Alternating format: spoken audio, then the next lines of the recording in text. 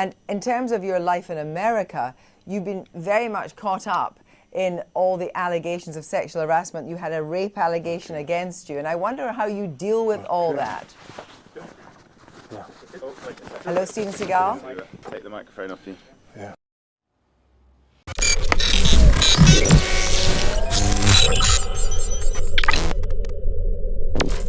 Now, Seagal has joined the list of Hollywood figures accused of sexual misconduct. Starting in late October, high-profile actresses, including Portia de Rossi, Jenny McCarthy, and at least 4 others, all came forward saying Seagal had been sexually inappropriate with them. You have taken this story to the police, yes? LA police or Beverly Hills? LA first, and then the jurisdiction was moved to Beverly Hills. Because that's where it happened. Right. Okay. He asked if I would lower my dress because my dress was too baggy. And I said, no. And he said, well, there's nudity in this movie. And I said, no, there's not. I asked my agent, and there's no nudity. And he said, there's off-camera nudity. And I thought to myself, does this idiot actually really think I'm going to buy into that? Off-camera nudity? Wow. So the weird thing was he followed me to my car and said, don't tell anyone. And I got in my car, called my mom, cried, and I said, the day I become famous, I am going to shout it to the world. And 2 years later, I did. So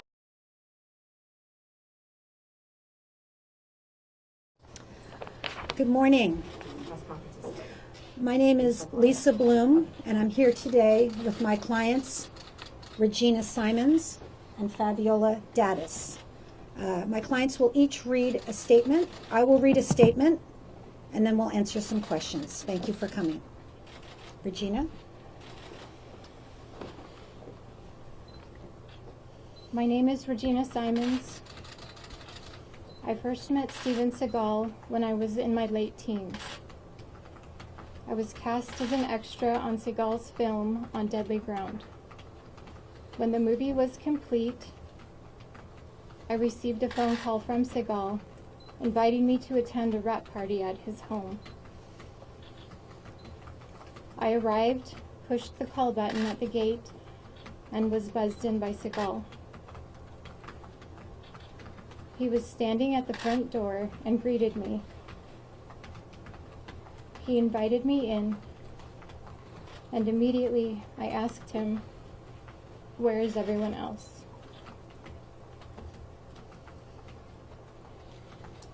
He replied they had all left and asked me to follow him to come here. He wanted to show me something.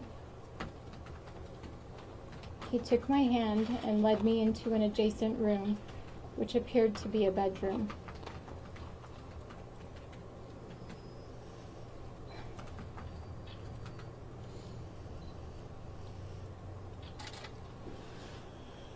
You can do it. He closed the door and approached me from behind. He started kissing my neck and taking off my clothes. I was in shock. I was completely caught off guard. Seagal was more than twice my size and twice my age. I was not sexually active, nor had I ever been naked in front of a man before. I froze.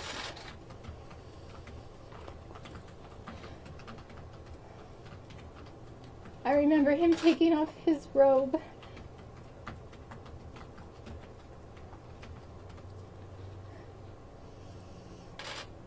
And the next thing I knew, he was inside of me. There was nothing consensual about this. I couldn't move, and I felt as if I was watching my body from above. I felt tears coming down my face, and I looked away from his gaze. My eyes focused on a picture frame, a picture in a frame. It was Kelly LeBrock. Seagal finally finished. I grabbed my clothes and dressed as quickly as I could. He put his hand on the door and asked me if I needed any money. I said no and ran for the door. got in my car, and drove away. I cried the entire way home. The next day, Seagal called my residence and asked to speak with me. He made several attempts to contact me, but I would never speak with him again. I was traumatized and depressed.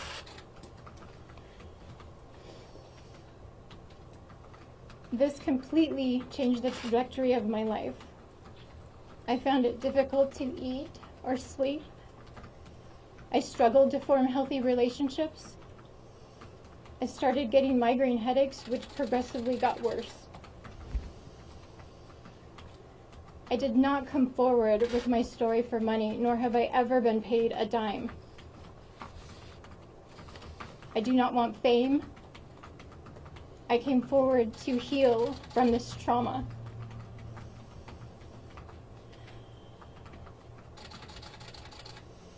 I came forward with the encouragement of my dear friends and family. I'm thankful for the Me Too movement, the silence breakers, Time's Up, and the many brave people who came before me and said they would be silent no more. To anyone listening who may be wondering if they should come forward, know that you are not alone. I encourage you to find your voice and speak your truth. This is my truth. And while it has not been easy, I am healing. For the first time in 25 years, I've allowed myself to process what happened and work through the pain.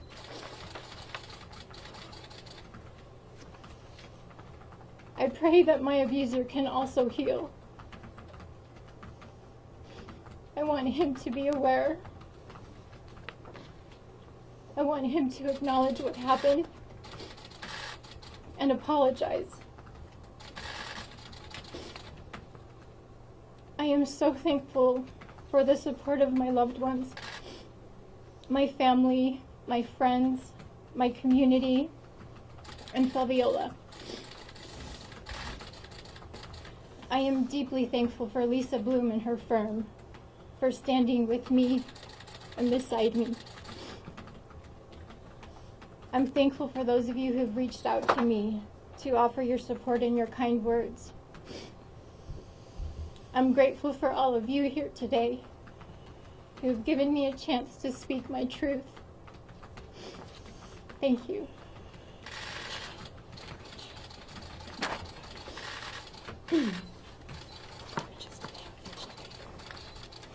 My name is Fabiola Daddis. In 2002, when I was only 17 years old, I was sexually assaulted by Steven Seagal. I suppressed many of the details of this painful experience so far back in my memories that it was only upon reviewing the facts surrounding this incident with my psychologist, my friends, my family, an ex-manager that I realized that I was still a minor when this horrible incident occurred. At the time, I was modeling and recording background vocals for a group of musicians. I was introduced to Steven through the producer who was involved in the recording project, and he arranged for us to meet.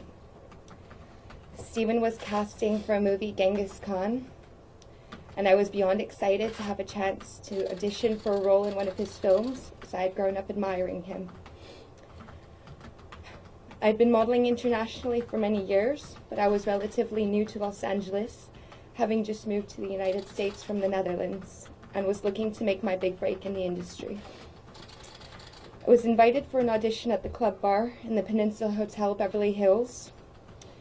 I immediately connected with Steven over our shared interests in Buddhism and martial arts, and was invited back for another audition. His assistant and other individuals were always present, and these meetings took place in public. Following these two auditions, Steven and I developed a friendly relationship, via text and phone calls. There was never any indication that I should have cause for concern up until then. I was then invited by Stephen for a private audition where he explained that he would like to evaluate my figure to see if I would be suitable for the role. He asked me to book a room myself at the W Hotel in Beverly Hills, and I explained that I did not have the funds to do so, and I did not feel comfortable doing this, and I suggested that he should book the hotel himself, which he did. His assistant told me to arrive wearing a bikini or bra and panties underneath my clothing, and as this is quite standard in the modeling industry, I agreed to do so. Stephen requested that we meet at the W late in the evening.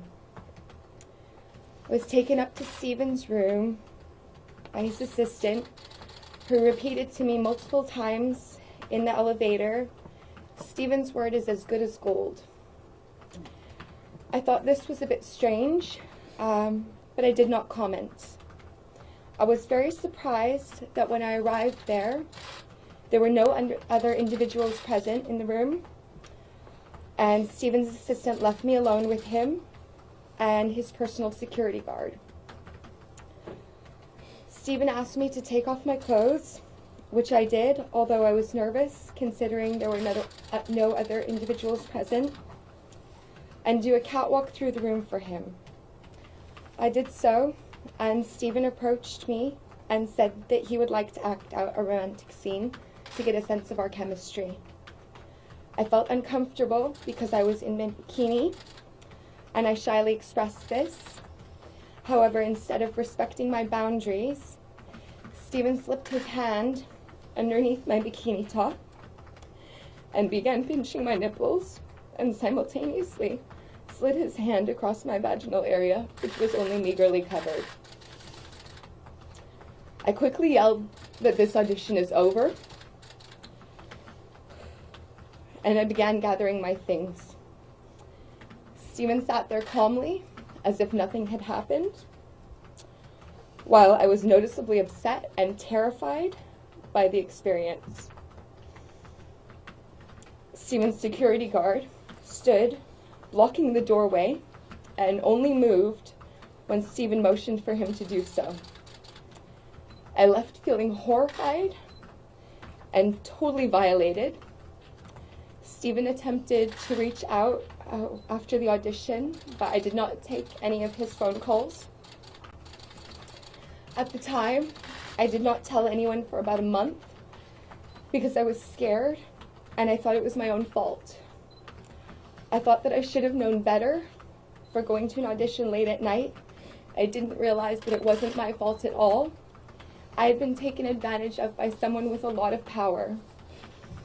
Slowly, my friends, my family, and my ex-boyfriend started to see that I was acting differently, and eventually I told them what happened. They encouraged me to speak to a psychologist and report the incident to the police.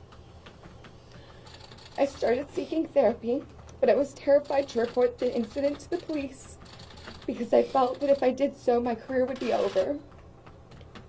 Stephen was a high-profile celebrity, and I was just a model trying to build my career. At that time, when victims came out to accuse celebrities, very few people believed them, and they were blacklisted. We were blacklisted from the industry. Following this terrible experience, I have suffered from depression, anxiety, post-traumatic stress, and have found it difficult to form trusting relationships with men. And have seen psychologists and psychiatrists to discuss this, as it is something that never goes away. After many years, I finally reported this incident to the LAPD with the help of my attorney, Lisa Bloom, in hopes that my statement will provide support for other women who Stephen may have also assaulted, and encourage others to come forward and report these incidents to the police, no matter when they happened. Until you experience sexual assault yourself, it is hard to explain why it might take such a long time to come public with these very disturbing experiences. So many women like myself live in fear of what people might say about them and what might happen as a result of reporting sexual assault. According to statistics from the criminal justice system, out of every 1,000 women who are raped, only around 300 report this to the police, and of those, only 6 lead to a conviction. The most highly cited reason for not reporting is a feared retaliation. And one of the most highly cited reasons for reporting is to prevent reoccurrence or escalation. This is why I chose to report this now. Now this issue is finally being given the voice that it deserves. The Me Too movement and the many brave women who began to speak out about their experiences of sexual assault by high-profile celebrities inspired me to do the same.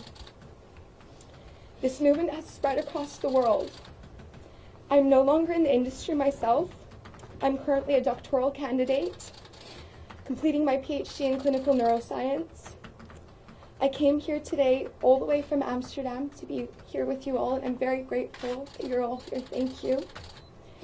Despite absurd accusations that Lisa has paid us to make this up, I am here completely of my own volition, and while Lisa has generously taken on my case for free, this is actually costing me time and money, because I feel it is so important to speak about what Stephen did to me. I'm not driven by a desire to make money or have fame or receive anything in return for reporting this now. This is about accountability, and I hope that this may help other women to have the courage to come forward also. I want to thank my mom and my sister and all of my other friends and family, Regina and Lisa, and the many other individuals who've reached out to support me during this time. I want to thank you all for being here and allowing me the time to tell my story. Reliving this experience over and over again has brought up many difficult emotions, and I'm so very grateful to finally be able to break this silence.